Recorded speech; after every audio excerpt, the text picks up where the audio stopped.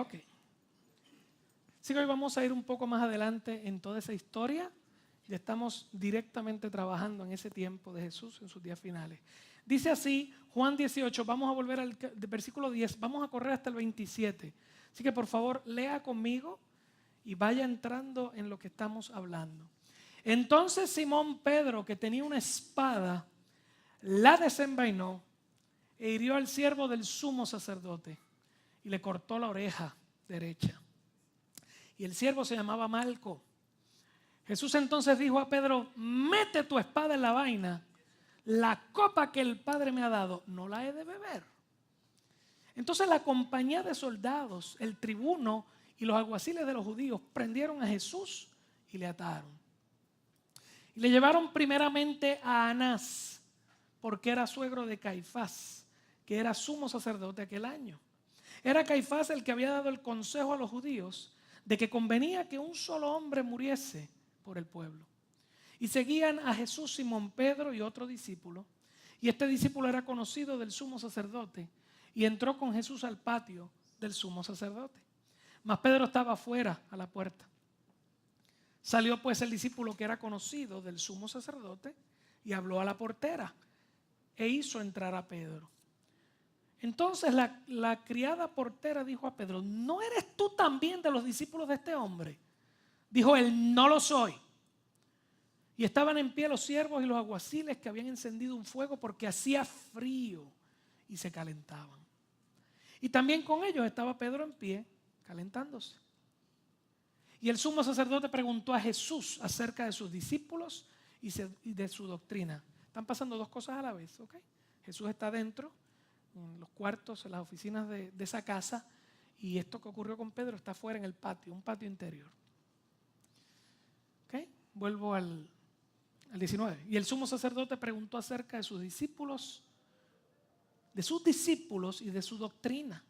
Jesús le respondió: yo públicamente he hablado al mundo, siempre he enseñado en la sinagoga, en el templo, donde se reúnen todos los judíos, y nada he hablado en oculto. ¿Por qué me preguntas a mí? Pregunta a los que han oído, ¿qué les haya yo hablado?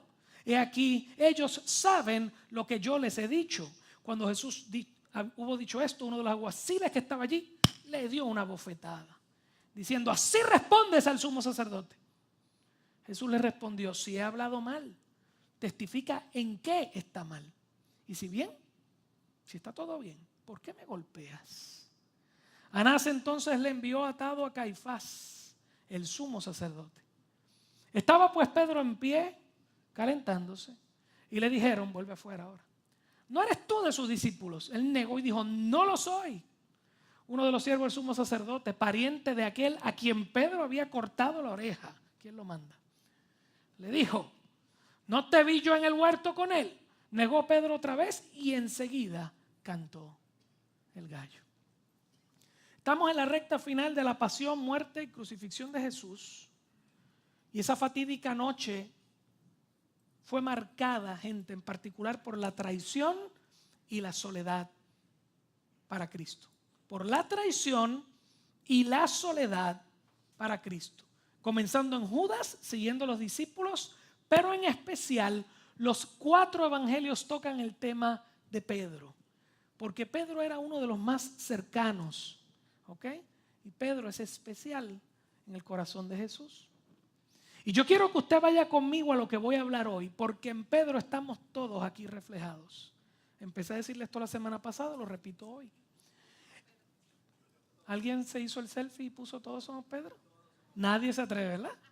A que lo hago yo hoy de verdad. Es más, lo voy a hacer, Lili, acuérdame, lo voy a hacer. Todos somos Pedro. En Pedro estamos todos reflejados. En Pedro está nuestra inconsistencia, nuestra infidelidad.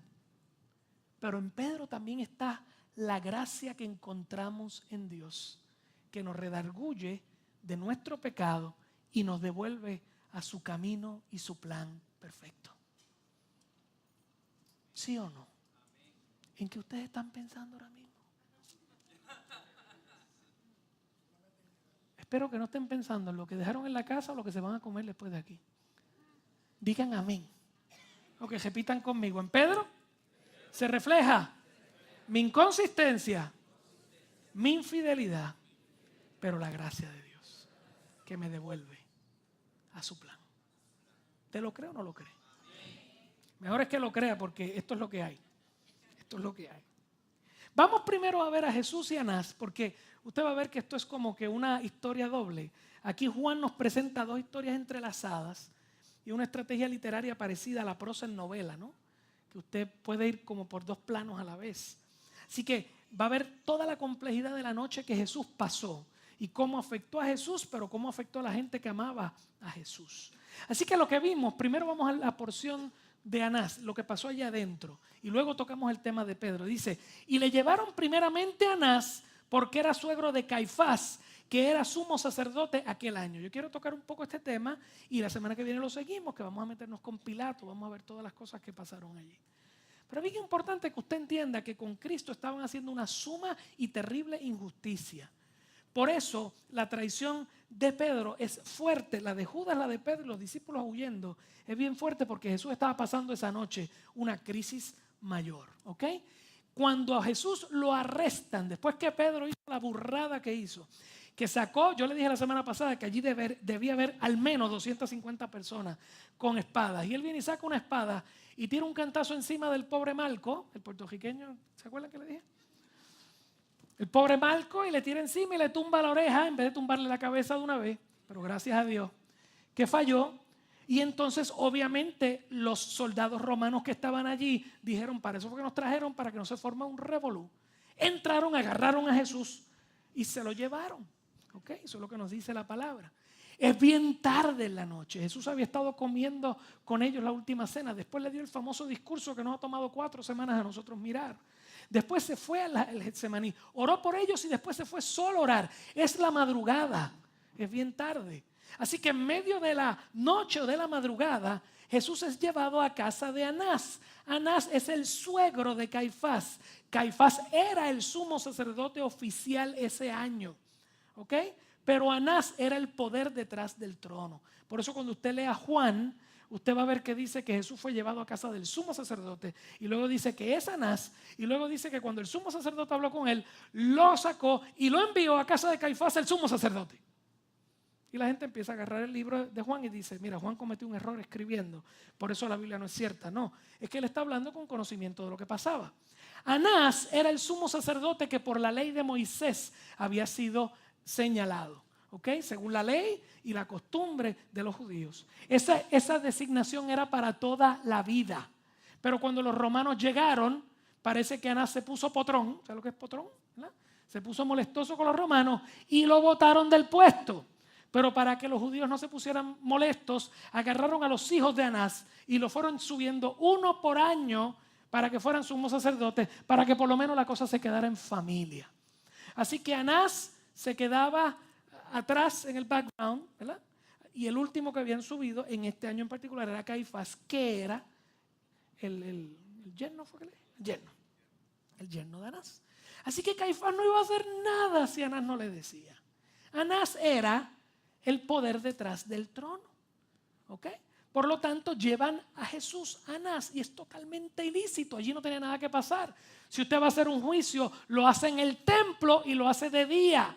Pero llevan a Jesús a casa del viejito allá, del suegro del sumo sacerdote. Por eso usted ve que dice que hay una portera, la portera es mujer.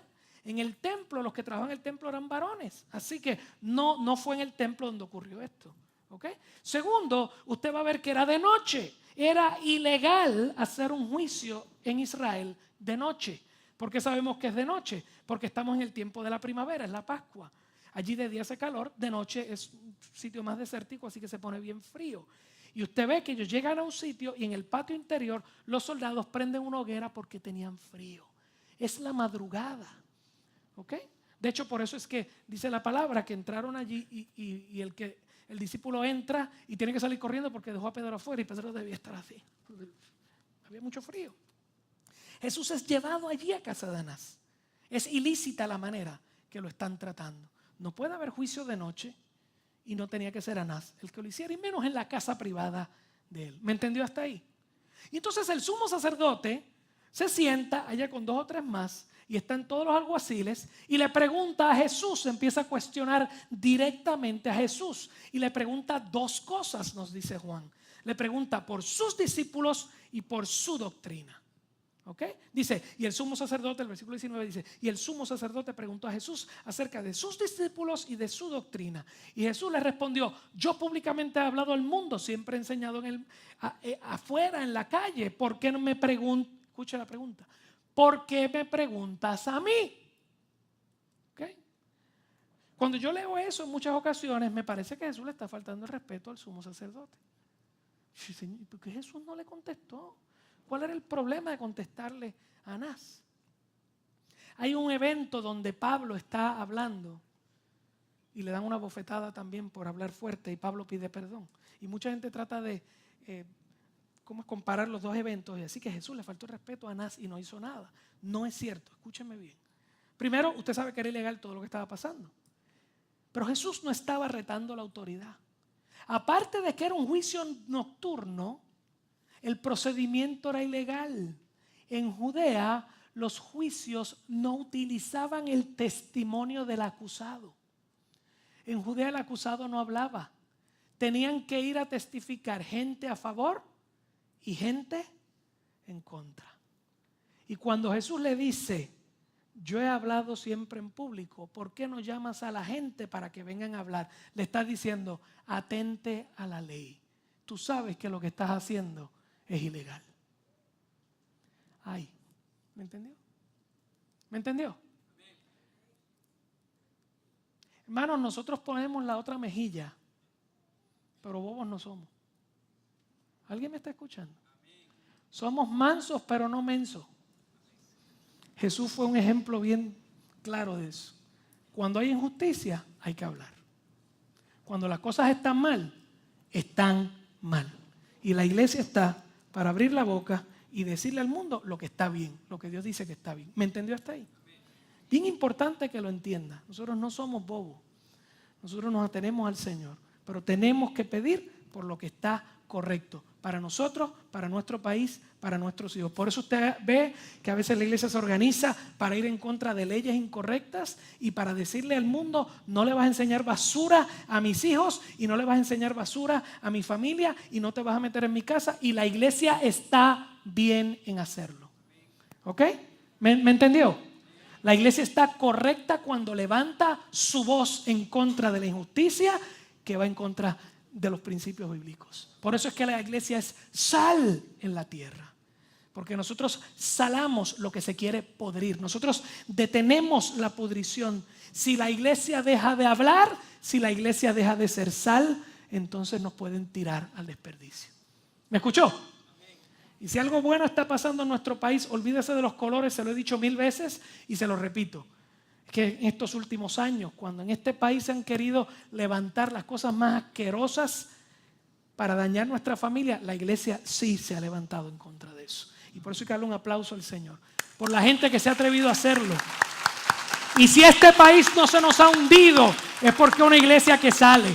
¿Me está escuchando? Una iglesia que sale y mete mano donde tiene que meter mano. Allí en las cortes, allí en la legislatura, en las calles y donde quiera que nos tengamos que meter para detener la injusticia con la verdad. Amén. Por si es que usted se estaba preguntando si era apropiado que la iglesia esté metida en las cosas. Sí, la iglesia tiene que estar metida. Tiene que estar metida. Bien. Así que cuando Anás viene con ese asunto, le pregunta y Jesús le dice, ¿por qué me preguntas a mí? Pregunta a los que están afuera. Se levanta un alguacil y le mete un pescozón a Jesús en la cara. Fuerte. Y mire la respuesta de Jesús. Yo cuando lo leí decía, pero es que estás loco. Primero no le contesta a uno y después viene y le tira al otro. Pero lo que le contesta al alguacil, si usted se da cuenta, el alguacil no vuelve a tocar a Jesús.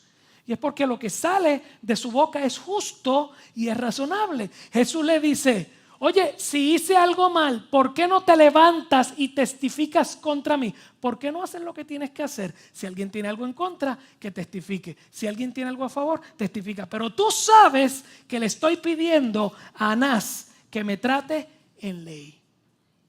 Por eso le dice, testifica contra mí si hice algo mal. Si no tienes nada que decir, ¿por qué me estás dando? Fue tan fuerte Jesús al hablar de sus derechos, que Anás, que era el viejito que todo el mundo seguía, cejó la reunión.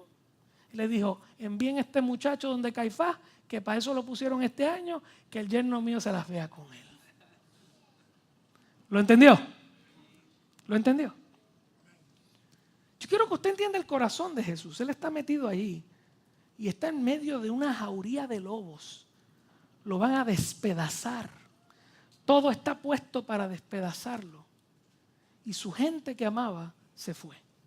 Por eso Juan nos pone en contexto. De hecho, los 4 evangelios nos ponen en contexto a Jesús sufriendo el primer cantazo, la primera traición de su propio país, a la vez que sufre la traición de su propia gente. Así que vamos donde Pedro ahora. Después vamos a seguir hablando del juicio de Cristo la semana que viene. Vamos donde Pedro, porque aquí quiero detenerme hoy. Mientras Jesús está adentro recibiendo la afrenta y la injusticia, 2 de sus más allegados, Pedro y casi todos los comentaristas, por muchos años han entendido que el otro discípulo que no tiene el nombre ahí es Juan. Juan utilizó eso en todo el libro. Cuando hablaba de él, aparentemente decía el discípulo amado, o hablaba del discípulo así o el discípulo asado. Así que la expectativa es que Juan, el que entró, parece que Juan, de hecho el padre de Juan aparentemente era un hombre acomodado, ¿ok?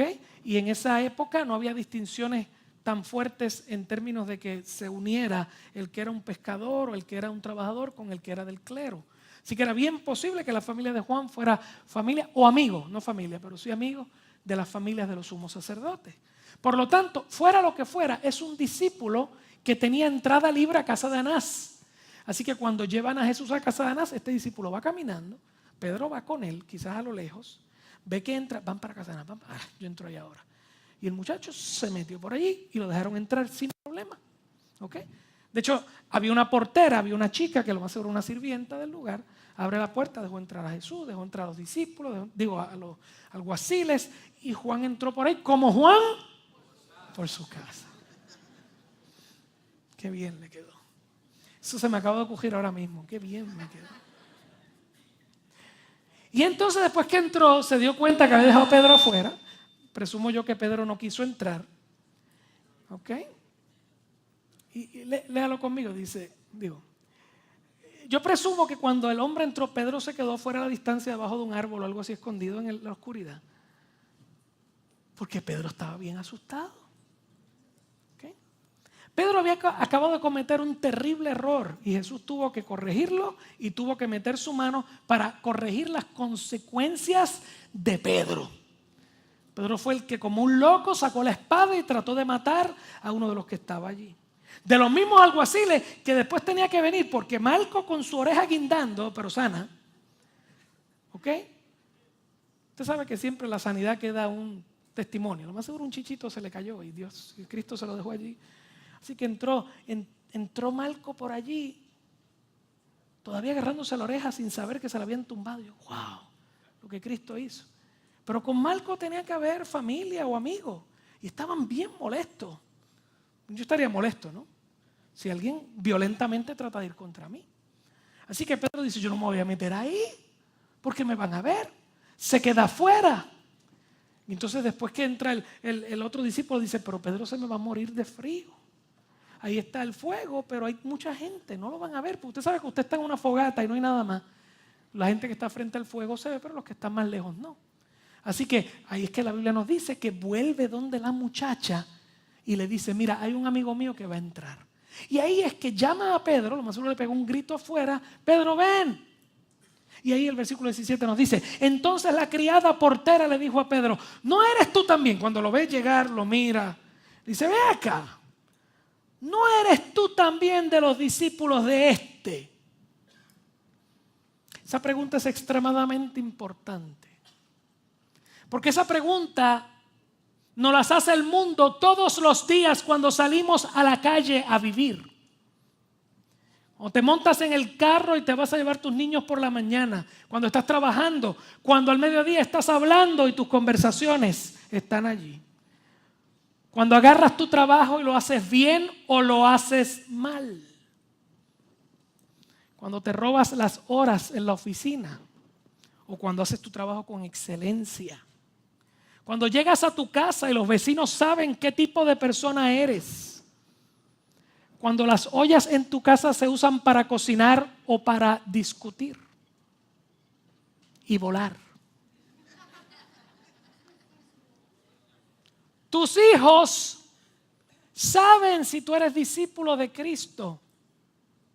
Cuando se cierran las puertas de la casa, ellos saben lo que tú ves en la televisión. Ellos se van a dar cuenta de lo que ves en internet. Ellos saben cómo tú tratas a tu esposo o a tu esposa. Ellos saben de lo que tú hablas. Y cuando escuchan al pastor presentar niños y leer Deuteronomio que dice, y hablarás estas palabras en tu casa acostándote, levantándote cuando estés de camino. Y ellos van a decir, en mi casa no se habla de Dios, excepto el domingo cuando dicen, recojan la Biblia y vámonos para la iglesia. Puede decir ay, puede empezar a decir ay y no ha acabado. Ay. Nadie quiere decir ay, que no hay problema. ¿No eres tú también de los discípulos de este? ¿No eres tú también de los discípulos de este? ¿Quién tú eres?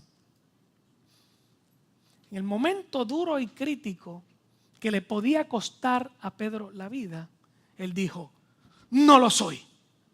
Pedro sabía dónde se estaba metiendo. Se estaba metiendo en un lugar cerrado donde estaban los alguaciles con muchas espadas y estaban los amigos y posiblemente los familiares del que él le había tratado de tumbar la cabeza. ¿Me entendió? Y eso le pasa a Pedro por apresurado. Cuando tú y yo tenemos una crisis y nos apresuramos a hacer las cosas fuera de la voluntad de Dios, siempre habrá consecuencias de dolor y angustia. Sé cuidadoso cómo tú bregas con tu prueba. ¿Alguien me está escuchando? ¿Verdad que le hablé la semana pasada de Pedro? Cristo tuvo que corregirlo y decirle, mete tu espada en la vaina. A otros le dijo en algún momento, yo pude haber llamado a los ángeles para que me cuidaran. No lo hice porque es la voluntad de Dios que entremos en esta crisis. Y cuando tú tratas de evitar la voluntad de Dios en tu vida, tomas decisiones apresuradas, sin oración, que te van a doler por mucho tiempo. Ahora puedes decir amén. Están tan callados hoy que yo voy a terminar ahora aquí.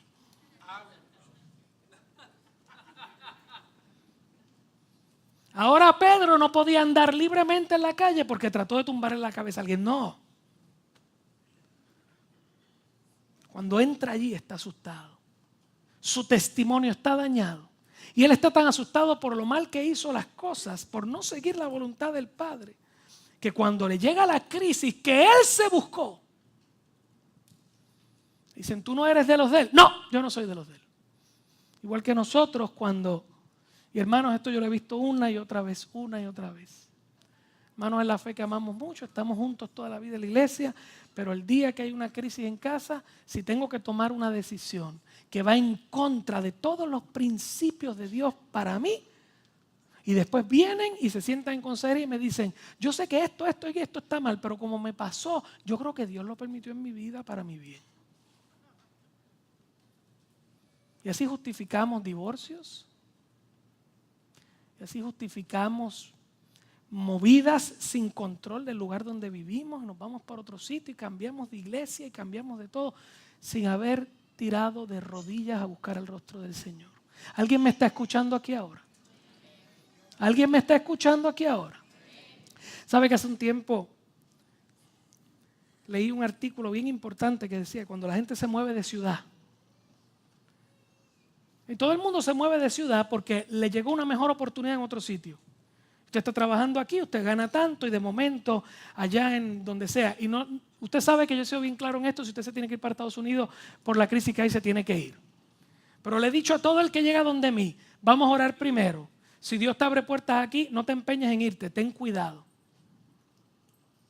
Y yo he visto gente con las puertas abiertas que las cierran para irse. Porque se empeñaron. ¿Me entendió? ¿Alguien me está siguiendo aquí? Hoy yo estoy...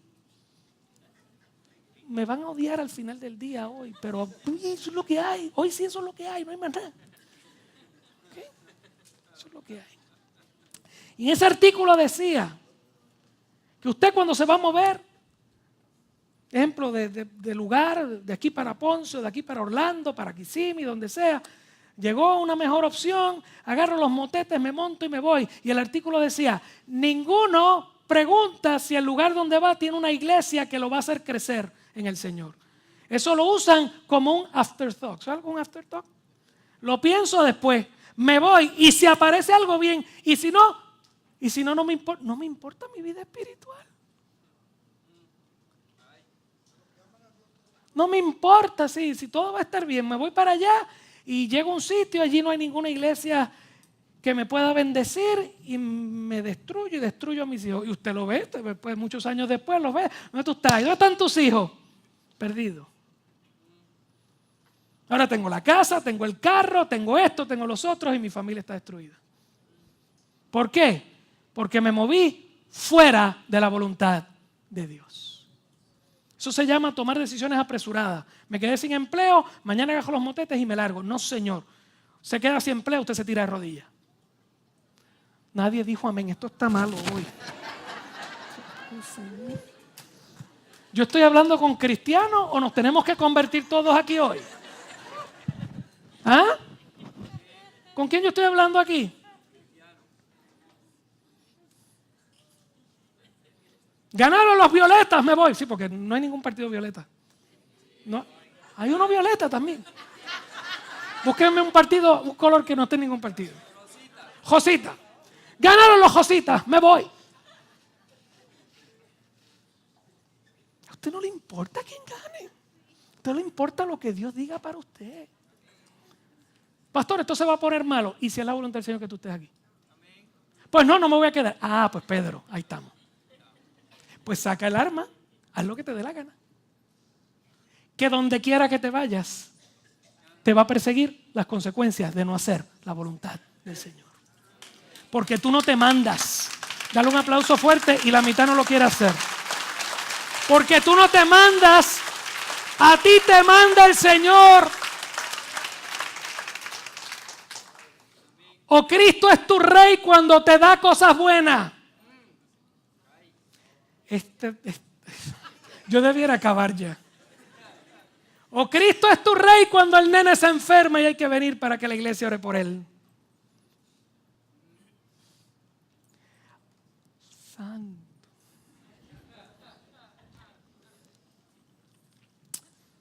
Nuestros apresuramientos fuera de la voluntad de Dios siempre traerán consecuencias de dolor y angustia. Sea cuidadoso. Yo no le estoy diciendo que no se mueva. Yo no le estoy diciendo que no hay cambios en la vida, los hay. Dios los trae también. Solamente le estoy diciendo que esté seguro que usted está de rodillas tomando acción. Correcto, eso es todo lo que estoy diciendo. Si usted ora, usted sabe lo que usted siente, usted sabe lo que usted necesita y en muchas ocasiones el Espíritu de Dios está trabajando en tu corazón para moverte. Mi esposa y yo somos un ejemplo bien grande de que cada vez que nos tenemos que mover fuertemente es una patada bien grande que nos dan. Porque no nos movemos, ¿cierto? No voy a decir por qué, no voy a dar ejemplos hoy. Pero el Señor va a hablar a tu corazón. El Señor cerrará puertas. El Señor abrirá puertas. Hay cosas que te van a asustar y tienes que entrar por ellas. Y hay otros momentos que las puertas estarán cerradas y te tienes que quedar porque Dios tiene cosas contigo. Ay, ¿me entendió? Recibe esa bendición en su corazón.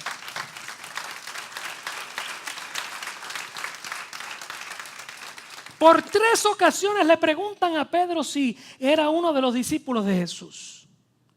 Y él se paniqueó, como decimos nosotros. El pánico seguramente se apoderó de él y por 3 ocasiones lo negó. Juan no nos da toda la fuerza de la expresión de Pedro. Yo no sé si fue por consideración a su amigo, pero los otros evangelios lo tratan mucho más duro. De hecho, el evangelio de Marcos se entiende que Marcos fue sencillamente el escribano de Pedro. Así que Pedro le dijo, esto fue lo que pasó, esto es lo que hay. Así que Juan solamente toca la porción de cómo ocurrió, pero los otros lo hablan bien fuerte. Y si usted va y lee todas las historias diferentes, va a ver que más o menos la secuencia va así. Jesús dijo, no lo conozco. Jesús dijo, yo no soy de ellos. Y la última ocasión empezó a maldecir. Bendito sea el Señor. Ustedes me tienen confundido aquí. Pedro. Señor, perdón. Pedro dijo, no lo conozco. La primera vez. Segundo, no soy de ellos. Eso es bien crítico. Yo no conozco al Señor, yo no soy de esa gente.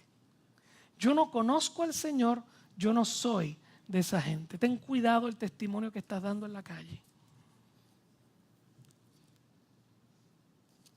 Ten cuidado el testimonio que estás dando en la calle. Porque vendrá el día que aparecerán muchos delante del Señor y dirán, Señor, Señor, en tu nombre echamos fuera demonios y sanamos enfermos. Y el Señor dirá, apartaos de mí, hacedores de mal, que no los conozco. Conocer a Cristo es el equivalente a haberme convertido a Él. Pedro estaba negando su fe. Estaba negando su fe en Cristo y su pertenencia al cuerpo de Cristo. Y hay ocasiones que nuestra vida hace exactamente eso. Eso es pecado y tenemos que detenernos a tiempo. Y Pedro llegó a estar tan y tan paniqueado con los asuntos de su vida, en un problema que él se metió solito, que a lo último se le fue la guagua y dice la Biblia que comenzó a maldecir y a jurar. O sea que la tercera ocasión fue malditos. Juro que no sé de qué hablan. Y quién sabe cuántas otras cosas dijo. Yo espero que no haya maldecido el nombre de Jesús allí. Está conmigo. Fue bien fuerte. Fue gritado. Fue feo. ¿Ok? ¿Por qué este relato está incluido en los 4 evangelios? ¿Por qué es tan relevante para nosotros, hermanos? Pedro era uno de los 3 más allegados a Cristo.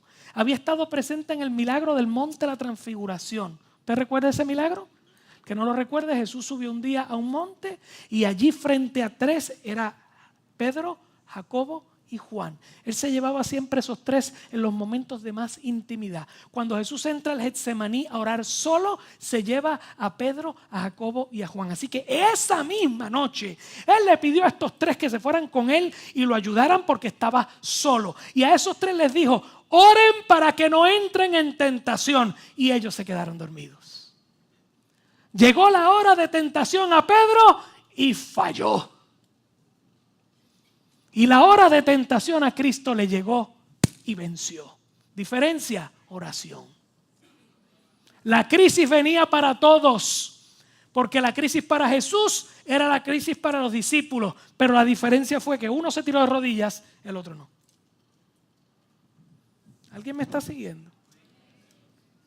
Pedro estuvo en el monte de la transfiguración. Él estuvo extasiado cuando a Cristo se le cambian los vestidos. Se muestra la gloria de Él. Algo ocurrió que físicamente esta gente pudo ver que Cristo venía del Altísimo. Vieron la gloria, la porción divina de Cristo le fue manifestada en una manera tan brutal que este mismo Pedro fue el que dijo, Señor, nos queremos quedar aquí porque tu presencia es deliciosa. Eso ocurre cuando estamos en un servicio y la presencia de Dios se mueve brutal y nos tiramos de rodillas y lloramos delante de Él. Eso ocurre cuando nos metemos delante del Señor y nos metemos delante de su presencia y nos llenamos de su gozo. Eso es bello, es hermoso, sentimos de Él, pero aparte de sentir de Él tenemos que cambiar nuestro corazón. ¿Alguien me está escuchando? ¿Está ahí? Fue Pedro el que le dijo a Jesús. Jesús en un momento dado, está en Lucas, está en Mateo, está en Marcos, cuando Jesús dice, ay, llega el momento donde el pastor lo van a llevar y las ovejas serán esparcidas. Y la gente dijo, pero ¿qué va a pasar? No te vamos a dejar. Y Pedro salió y dijo, aunque me muera, yo no te voy a dejar. Y ahí fue que Cristo le dijo, antes de que cante el gallo 2 veces, tú me vas a negar 3 esta noche. Y Pedro dijo, no lo voy a hacer. Ese era el Pedro. Y yo quiero que usted me entienda bien. Pedro era un hombre sincero. ¿Cuántos son sinceros con el Señor aquí? Dígalo, dígalo. Usted está aquí, usted ama al Señor. Digo, creo yo, ¿no? Pedro era un hombre sincero. Pedro era un hombre apasionado por Dios. ¿Cuántos son apasionados por Dios? Pedro había visto la gloria de Dios. ¿Alguien ha recibido algún milagro de parte del Señor en su vida? ¿Alguien ha tenido alguna ocasión donde la gracia de Dios ha sido tan fuerte en sí que ha tenido que llorar y gemir y tirarse al suelo? ¿Cuánto yo lo he podido vivir? ¿Alguien ha recibido en su casa o en su vida una visitación del Señor? Sí. Usted y yo de alguna u otra manera hemos visto la gloria de Dios. Nosotros somos como Pedro, sinceros amando al Señor, apasionados con Él. Hemos visto su gloria y Pedro estaba convencido de que Jesús era el Cristo. De él fue que salió la bendita revelación del Padre hacia Pedro, que decía: tú eres el Cristo, el Hijo del Dios viviente. ¿Cuántos aquí están convencidos de que Jesús es el Cristo, el Hijo de Dios? ¿Verdad que sí? Estamos convencidos de eso. Pero ¿qué estamos viendo ahí? Estamos viendo un Pedro que está ante nuestros ojos siendo cambiado y moldeado por Dios. Así como todos los que estamos aquí estamos siendo moldeados hoy. Diga conmigo: yo estoy siendo cambiado y moldeado por Dios. Yo quiero que usted escuche bien, y si tiene que tomar nota, la tome ahora.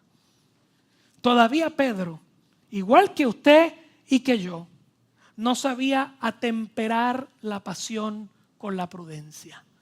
Repito, Pedro no sabía atemperar su pasión con su prudencia.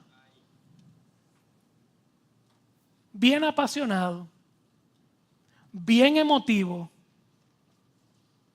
poco informado. Repítalo, por favor. No había aprendido a atemperar su pasión con la prudencia. Y Pedro tenía un segundo problema del que todos nosotros sufrimos. Tomaba decisiones basado en lo que sentía, en lo que experimentaba, en vez de la verdad de Dios. Repito, Pedro, dígalo conmigo, Pedro, tomaba decisiones en lo que sentía, en vez de la verdad de Dios. Y ambas cosas, hermanos, van a traerte dolor una y otra vez en tu vida. Cuando eres apasionado pero no prudente, cuando te dejas llevar por lo que sientes y no por lo que Dios dice y es, vamos a tener problema y dolor en la vida. Por eso todos somos como Él. Así que cuando miramos esta historia, no podemos menos que pasar juicio. Le voy a decir al menos 3 personajes de esa noche bien importantes: Jesús, Judas y Pedro. Voy a cerrar con esto. Escúcheme bien. Diga conmigo: Jesús, Judas y Pedro. Escuche bien. Jesús fue directo a ejecutar el plan divino. A pesar de lo que le iba a costar, Jesús iba derechito a hacer lo que le tocaba hacer. Dios dijo: esto, voy por ahí y me va a costar mucho y lo voy a hacer. Jesús dio testimonio hasta el último segundo de una perfecta fidelidad al Padre. Y ese es tu estándar y el mío. Ese es tu modelo a seguir y el mío. Tú y yo tenemos que intentar trabajar y luchar para ser perfectos en fidelidad. Por eso está ahí. Jesús fue perfecto en lo que dijo, perfecto en la búsqueda del Señor, perfecto en su crisis en Getsemaní. Dijo: que se haga tu voluntad, no la mía, aunque yo no quiero esto. Y subió y entró en el juicio, y hoy vimos cómo fue perfecto en lo que dijo y en lo que no dijo, cómo se defendía y en lo que no se defendió. Perfecto en todo. Jesús es nuestro estándar. Dilo conmigo: Jesús es mi estándar. Segundo, vemos a Judas.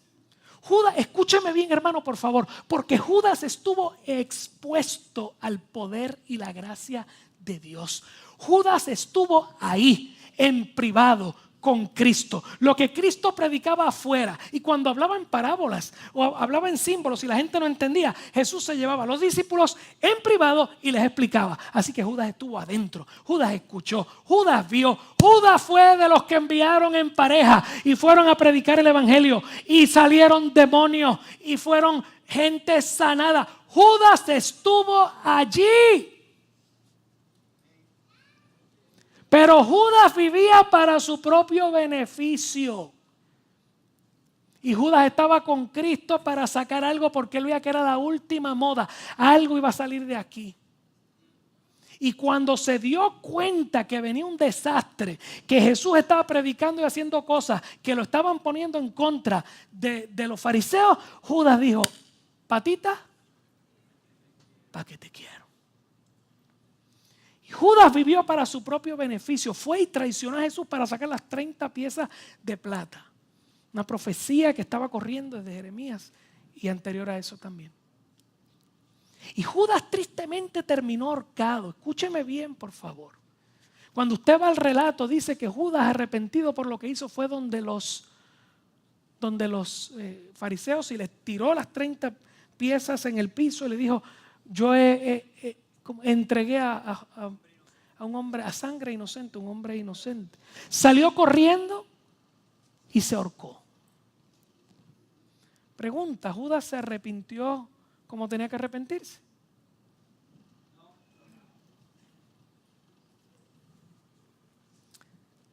La gente peca. Y cuando la gente no tiene un corazón para Dios, de todas maneras su pecado le trae dolor. ¿Sí o no? Y la gente le duele la consecuencia de su pecado.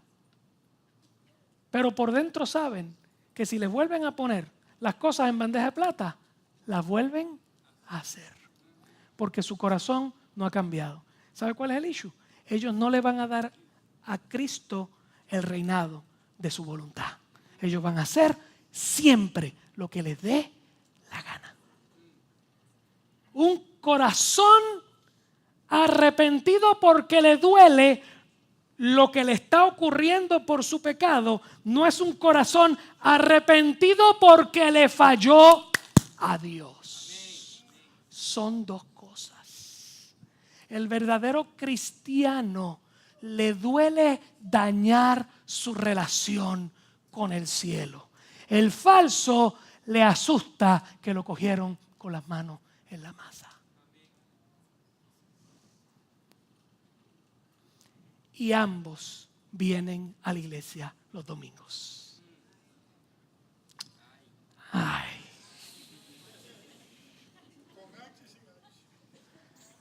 Ay. Hoy estoy como agua para chocolate. Ambos vienen a la iglesia. Ambos dan el pesito misionero. Ambos adoran. Ambos se tiran de rodillas. Ambos están en los ministerios. A ambos Dios los usa cuando los tienes que usar, porque hasta las piedras van a hablar de Cristo. Pero sabes que en el día difícil tu verdadera fidelidad va a salir a flote. ¿Alguien me está escuchando aquí? Por eso nos preguntamos a veces: ¿cómo es posible que una persona así asado, que lleva toda la vida en esto y haya hecho lo que haya hecho? Porque Dios está exponiendo su corazón. De hecho, cuando un cristiano viene y después es expuesto por alguna basura en su corazón, le digo yo que es misericordia de Dios a ver si se arrepiente. Porque cuando el susto es que no me cojan, cuando vienes corriendo acá para decirme: ay, pastor, que no lo sepa mi mujer, que no lo sepa mi marido, porque usted sabe que va a ser terrible. Pero si arreglamos la situación, el pecado sigue ahí y vuelvo y lo hago. Tú no te has convertido. Tú no te has convertido y estás en peligro de muerte aquí.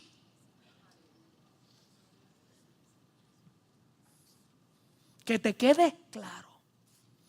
Porque como Judas, muchos congenian y comparten con el evangelio, pero en su corazón realmente están de afuerita, están de lejos, porque no quiero meterme con Dios, porque sé que me va a exigir rendir áreas de mi vida que yo no pienso darle, porque yo soy el dueño de mi destino. Y aquí no se trabaja así. No es así. No te metes con el Señor porque sabes que te van a cambiar. Yo le digo esto, lo he repetido muchas veces en esta iglesia, pero quiero que me entienda, lo voy a repetir otra vez, porque un ejemplo excelente. Había un muchacho, en su caso particular tenía problemas con identidad de género. Empezó a venir a la iglesia. No fue aquí, fue en otro lugar. Hace mucho tiempo ya. Yo trabajaba en el ministerio de la iglesia. Y empezó a venir, empezó a tomar consejería acerca del asunto, empezamos a hablar. Yo le hablé la palabra del Señor, le dije, esto es lo que hay. Queremos ayudarte en esto. Él empezó a ver, estaba con mucho gozo. Llegó el momento que vio los ministerios y él quería entrar en un ministerio. Le dije, párate aquí, ven acá. Vamos a hablar. ¿Que tú quieres entrar dónde? Yo quiero entrar al ministerio, en el otro, quiero hacer esto, quiero hacer lo otro. ¿Y cómo está el asuntito ese que tú estás trabajando? Sigue igual, pastor, usted entiende, la carne débil, él solo, yo solo. Muchos saben el chistecito. Yo le dije, vamos a parar un momento aquí porque te voy a decir algo. Yo no te voy a decir que tú tienes que venir aquí deseando cambiar ese problema de tu corazón, ese problema de tu sexualidad y tu identidad. No hay problema, ven aquí. Ven cómo estás. Hay un himno hermoso en Estados Unidos que dice, come as you are. Está lindo. Ok, ven cómo estás, llega hasta aquí. Yo te voy a hacer una sola pregunta. No que tú te esfuerces, no que tú lo hagas. Yo te voy a decir una cosa. Si el Espíritu Santo de Dios entra en tu vida y Él te arranca eso del corazón, ¿tú quieres? Me dijo no. Yo, ok, ya estamos.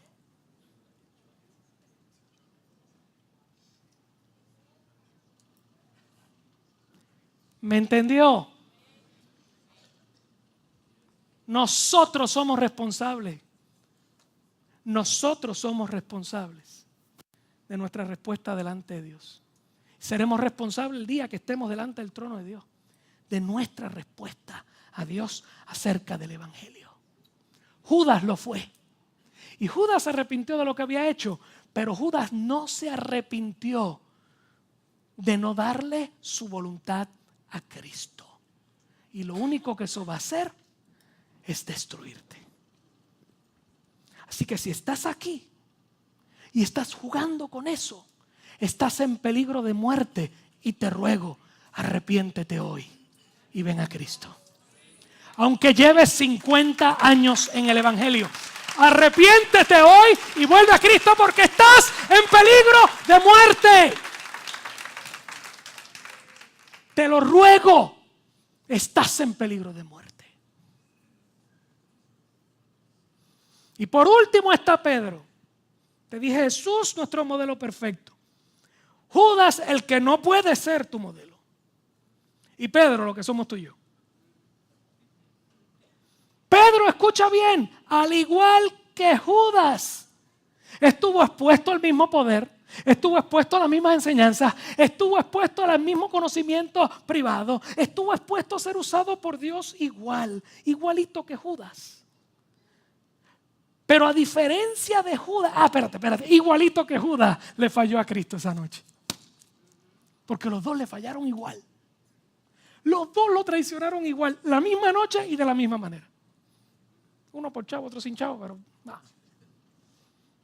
Uno estaba en el Evangelio de la prosperidad, el otro no. Aleluya.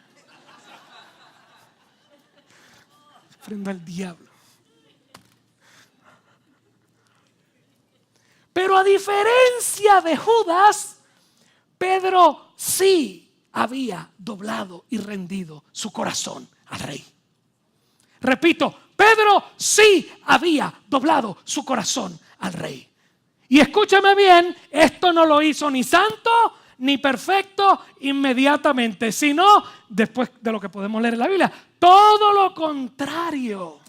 La vida de Pedro demuestra la batalla que tú y yo tenemos para entender el Evangelio de Dios y aplicarlo a nuestra vida diaria y aplicarlo con nuestra esposa, nuestro esposo, nuestra suegra, nuestros hijos, nuestro dinero, nuestro trabajo, nuestros asuntos. Pedro, eso es nosotros, la lucha que tenemos por aplicar el Evangelio a nuestra vida y en vez de hacer las cosas como a nosotros nos enseñaron o con los hábitos que tenemos, hacerlo como Dios quiere. ¿Me entendiste? Nuestros malos hábitos, nuestras viejas costumbres son bien fuertes, hermano. ¿Sí o no? ¿Cómo que dice el dicho? Palo doblado. Palo que nace doblado. Pero viene el Espíritu Santo y empieza. Es fuerte, pero lo hace. Que te van a dejar nuevecito. Tú no dudes que te van a dejar nuevecito. Pero coge tiempo. ¿Alguien está conmigo hasta ahí? Coge tiempo. Tus malos hábitos, tus viejas costumbres son fuertes. Requieren el proceso de Dios en tu vida para irlas aplacando, para irlas corrigiendo hasta que las extirpa. Las va aplacando. Y te salen y Dios viene y las baja otra vez. Y salen y Dios las baja. Y luego las va corrigiendo. Y tú empiezas a cambiar tu manera de hablar, tu manera de ser, tu manera de tratar a la gente. Empieza Dios a bregar y a moldear tu carácter, tu conducta. Y el que es mentiroso deja de mentir. Y el que tiene un genio del cielo se lo lleva más arriba al cielo. Todo ese tipo de cosas. Dios va bregando contigo. Pero escúchame bien, y aquí cierro de verdad, te lo prometo, aleluya. Embuste, todavía queda un montón. No, relajo. Estoy terminando. Pero al igual que Pedro, tú y yo tenemos falta de paciencia. Di conmigo, me falta paciencia. Y cuando me falta paciencia me pongo imprudente. Entonces me pongo obsesionado, igual que Pedro, con lo que siento y lo que experimento. Y mis sentimientos y mis emociones nublan el pensamiento que Dios quiere renovar. La Biblia dice, renueva el espíritu de tu mente con la verdad de Dios. Pero mi impaciencia, mis emociones, no me hacen pensar como Dios quiere que yo piense. Porque, hermanos, la verdad del Evangelio no es fácil de aplicar a nuestros problemas diarios. Se lo he dicho en otras ocasiones y lo repito. Yo en el cuarto y mi amada esposa, gloria a Dios por ella, en el walk-in closet, diciéndome, deja de decir eso. Y yo acá, me está pasando un revolú y estoy allí despotricando. Me dice, esto y lo. Entonces viene y me trae una palabrota, esas terribles, brutales de la Biblia. Y yo, déjame quieto. Eso lo he escuchado de un pastorcito chiquito los domingos.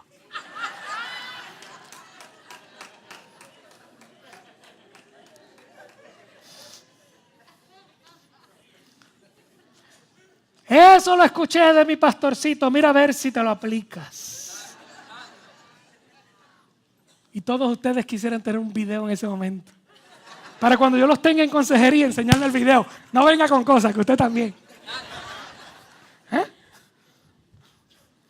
Aplícate al cuento, pastorcito. ¿Te ves lo que yo sufro en mi hogar?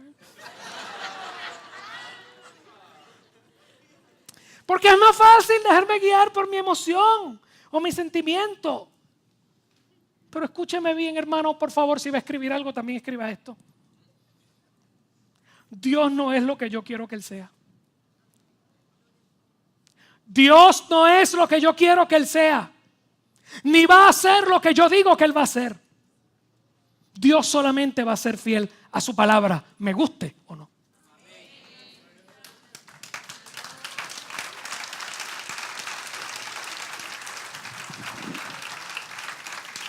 Y para nosotros es bien difícil tragarnos esa. Porque somos Pedro.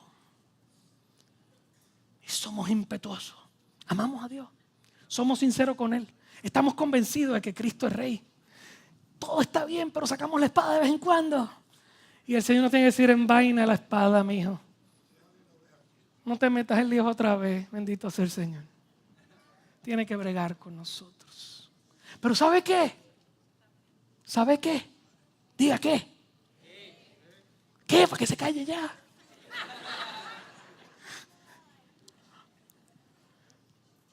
Todos como Pedro. Somos como Pedro porque somos obstinados y luchamos contra Dios como Jacob y todo eso chévere. Pero ¿sabe qué? Que como Pedro fuimos admitidos en la casa del Dios que nos ama. Como Pedro estamos admitidos en la familia del Rey. Y Él, no nosotros, Él está comprometido con su plan de hacernos un pueblo de santos adquiridos a precio de sangre para su gloria eterna. Y Él ha dicho que lo que ha comenzado en nosotros lo va a terminar a pesar de nosotros. Y tú y yo somos como Pedro, que a pesar de lo que hacemos, el Dios de gracia viene, nos recoge, nos perdona, nos limpia y nos levanta para su gloria. Por eso tienes que asegurarte que tu corazón es como el de Pedro y no como el de Judas.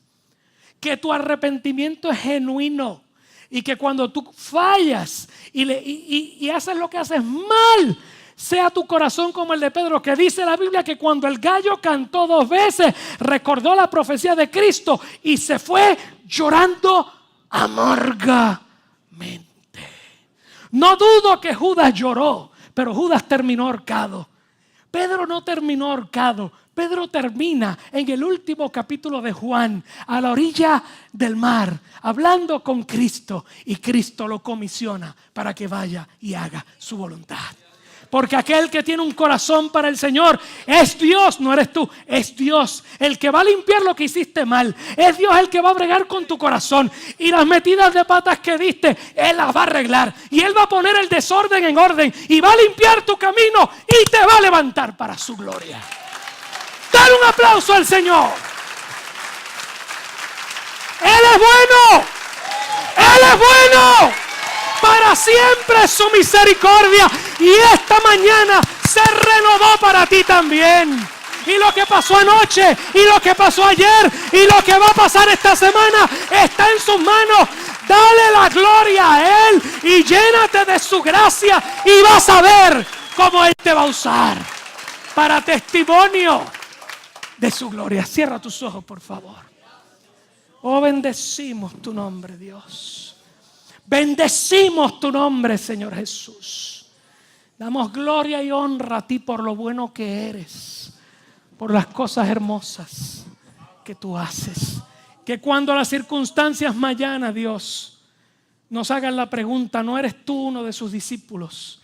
Nuestra vida dé testimonio de ti. Que limpiemos nuestro camino para que nuestra vida dé testimonio de ti. Yo te ruego en el nombre de Jesús que tu Santo Espíritu que está en este lugar, tu Santo Espíritu que está tocando el corazón de los que estamos aquí, yo te pido en este santo momento que nos redarguya, que nos convenza, que nos haga entender nuestra posición y nuestro lugar, que nuestro modelo es Cristo, que tenemos que huir de ser como Judas y de que como Pedro tenemos que ir creciendo en el conocimiento y la santidad tuya. Padre, yo te ruego que si hay alguien aquí que está apartado de ti, o alguien que está viviendo una vida mentirosa dentro del Evangelio, que en esta mañana tú lo convenzas de su crisis, lo convenzas del peligro tan profundo que está viviendo, y se vuelva a ti hoy. Y se vuelva a ti hoy. Yo te ruego que tú salves hoy las vidas que están a punto de perecer sin salvación. Si alguien que nunca te ha conocido, que tú lo convenzas hoy de su necesidad de conocerte. Si alguien que está apartado, lo convenzas de su necesidad de volver a ti. Si alguien está viviendo una doble vida, lo convenzas de arreglar su vida contigo. Si alguien está viviendo una vida tibia, hoy es el día en que se encuentre con el calor de tu espíritu. Y si alguien está bien arraigado, como dice tu palabra, el que esté limpio, límpiese más. Yo te ruego que tengas misericordia de este lugar. Salva vidas, sana vidas y ayúdanos a encontrarnos hoy más contigo. Con los ojos cerrados, por favor. Si hay alguien que no conoce al Señor o quiere reconciliarse con Él hoy y lo que le ha hablado ha tocado el corazón tuyo, no salgas de aquí sin resolver tu asunto con la eternidad. No salgas de aquí. Allí donde estás, no te voy a pedir que vengas acá. Donde estás, me levantas la mano. Voy a enviar a alguien que vaya a bendecirte con alguna oración. Pero si hay alguien que no conoce